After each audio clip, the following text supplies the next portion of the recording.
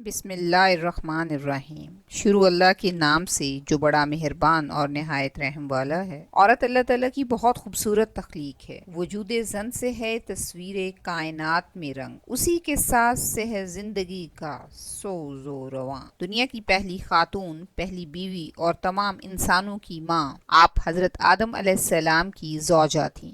روایت ہے کہ جب حضرت آدم علیہ السلام کی تخلیق ہوئی تو تنہا ہونے کے سبب آپ بہت اداس اور بے قرار رہا کرتے تھے۔ ان کی افسردگی کو دیکھ کر ایک روز اللہ پاک نے اس وقت جب کہ حضرت آدم علیہ السلام سو رہے تھے، ان کے بائیں پہلو سے ایک پسلی نکلوائی اور اس سے بی بی حوا کو تخلیق کیا۔ یہ پسلی نکلنے سے حضرت آدم علیہ السلام کو کوئی دکھ یا تکلیف محسوس نہ ہوئی۔ دکھ اور تکلیف نہ ہونے کا سبب علماء کی نگاہ میں یہ ہے کہ اگر ایسا ہونے میں حضرت آدم علیہ السلام کو کسی طرح کی تکلیف ہوتی تو ان کے دل میں بی بی حوا کے لیے ویسی محبت اور اپنائیت پیدا نہ ہوتی جیسی کہ تھی۔ گویا میاں بیوی کے باہمی تعلق کو خوشگوار بنانے اور ان میں ہم آہنگی پیدا کرنے کے لیے مرد کو عورت کی تخلیق کا سبب بننے کے باوجود کسی طرح کی تکلیف سے محفوظ رکھا گیا۔ آپ کا نام حوا رکھا گیا اس لیے کہ آپ کو ایک زندہ ہستی سے پیدا کیا گیا تھا۔ حضرت ابن عباس رضی اللہ تعالی عنہ کا خیال ہے کہ آپ کا نام رکھنے کی وجہ یہ ہے کہ آپ ہر آدمی کی ماں ہیں۔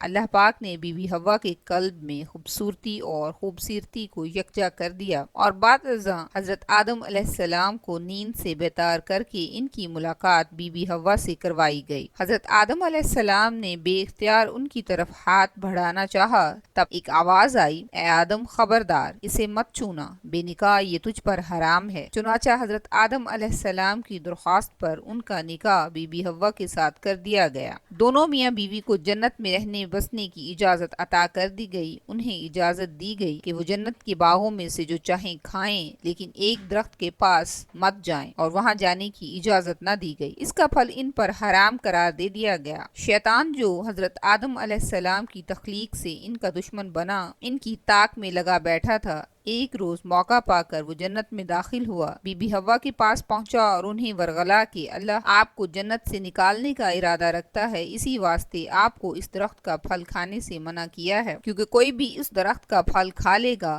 تو اسے کبھی جنت سے نہیں نکالا جائے گا۔ اس پر حضرت بی بی حوا نے ہاتھ بڑھا کر اس درخت سے 3 پھل توڑ لیے، ان میں سے ایک خود کھایا اور 2 حضرت آدم علیہ السلام کے لیے لے گئی۔ حضرت آدم علیہ السلام کہنے لگے کہ اللہ پاک نے مجھے اس درخت کا پھل کھانے سے منع کیا ہے، لیکن بی بی اماں کے مجبور کرنے اور ان کے لیے اپنی فطری محبت کے ہاتھوں لاچار ہو کر پھل کھا لیا۔ یہ پھل کھاتے ہی حضرت آدم علیہ السلام اور بی بی حوا کی آنکھوں پر پڑے ہوئے حجاب اتر گئے، دونوں کی اریانی ایک دوسرے پر عیاں ہوئی، وہ ایک دوسرے کو دیکھ کر شرمانے اور منہ چھپانے لگے اور درختوں کے پتے اتار کر اپنی ستر پوشی کرنے لگے۔ بہرحال جو ہونا تھا وہ ہو چکا تھا۔ اس عمل پر حضرت آدم علیہ السلام اور بی بی حوا کو جنت سے نکال کر زمین پر اتار دیا گیا۔ اس عمل پر حضرت آدم علیہ السلام اور بی بی حوا کو جنت سے نکال کر زمین پر اتار دیا گیا، جدائی کی سزا دے دی گئی۔ حضرت آدم علیہ السلام کو سری لنکا میں اتارا گیا جبکہ بی بی حوا کو جدہ میں نازل ہوئی۔ حضرت آدم علیہ السلام زمین پر آنے کے بعد نہایت شرمسار اور افسردہ تھے۔ پھر حضرت حوا سے علیحدگی نے بھی سخت پریشانی میں مبتلا کر رکھا تھا۔ روایت ہے کہ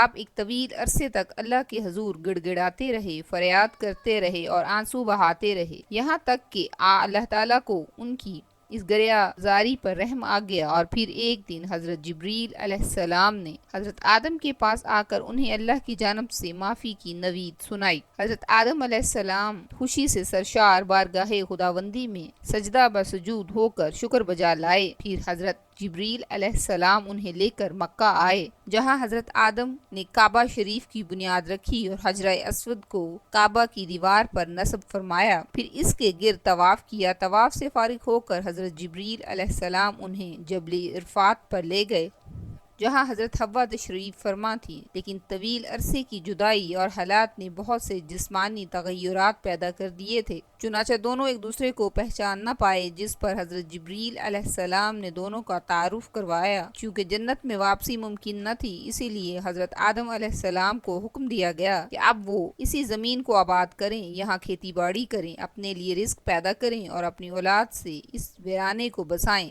حکم الہی کی تعمیل بھی حضرت آدم علیہ السلام اور بی بی حوا زمین پر زندگی گزارنے لگے اور اس وقت کا انتظار کرتے رہے جب خالق حقیقی کی طرف سے واپسی کا اذن ہو۔ حضرت آدم علیہ السلام اور بی بی حوا نے اپنی اولاد کو اللہ کی اطاعت اور دین حق پر کاربند رہنے کی تعلیم دی۔ پھر حضرت آدم علیہ السلام کی وفات کا وقت آیا اور فرشتے گھر میں داخل ہوئے تو آپ سمجھ گئے۔ اپنی اہلیہ حضرت حوا اور اپنے بچوں سے فرمایا کہ تم سب مجھے تنہا چھوڑ دو۔ اس کے بعد اللہ کی حمد و ثنا میں مصروف ہوئے۔ فرشتوں نے روح قبض کی، پھر غسل دے کر کفن دیا، خوشبو لگائی، گڑھا کھودا اور قبر بنائی۔ حضرت جبریل علیہ السلام نے ان کے بیٹے حضرت شیز علیہ السلام کو نماز جنازہ پڑھانے کا طریقہ بتایا اور آپ نے ہی نماز جنازہ پڑھائی۔ عام طور پر تاریخی کتب میں حضرت آدم کی عمر 960 سال بیان کی گئی ہے۔ حضرت آدم کو جبل ابو قبیس کی غار میں دفن کیا گیا۔ ابو قبیس اس دنیا کا سب سے بڑا پہلا پہاڑ ہے جس کے دامن میں کعبۃ اللہ ہے۔ اسی کے دامن میں محلہ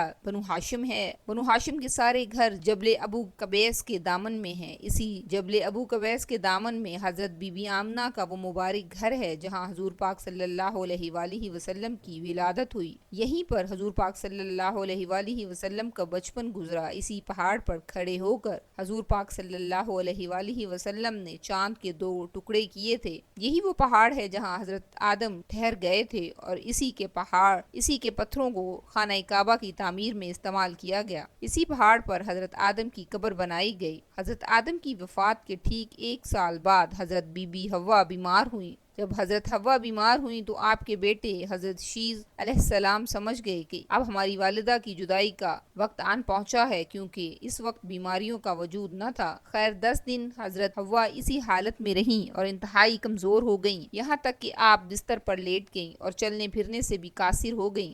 آپ کی تمام اولاد آپ کے بستر کے ارد گرد جمع ہو گئی۔ پھر حضرت حوا نے سب کو باہر نکال دیا اور تب ہی ملک الموت حاضر ہوئے، آپ کی روح کو قبض کیا اور آپ کو جنتی حوروں نے غسل دیا اور آپ کا نماز جنازہ آپ کے بیٹے حضرت شیس علیہ السلام نے پڑھایا۔ جنازے کے بعد حضرت حوا کو حضرت آدم علیہ السلام کے پہلو میں دفن کیا گیا۔ اللہ تعالی ہمیں اپنے نیک بندوں میں شمار کرے اور ہمیں اچھا کرنے اور اچھا سننے کی توفیق دے۔ آمین۔